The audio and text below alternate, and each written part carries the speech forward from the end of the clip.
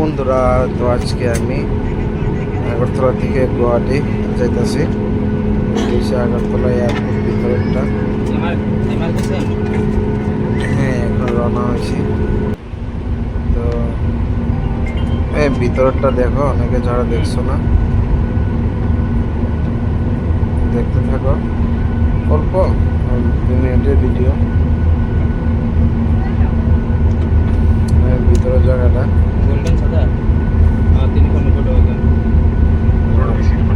এই যে আইতাছে আগরতলার আগের যে পুরানো এয়ারপোর্টটা ছিল, ওইটা হচ্ছে আগের পুরানো এয়ারপোর্টটা।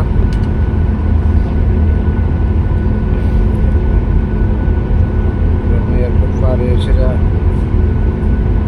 এখন যেতেছে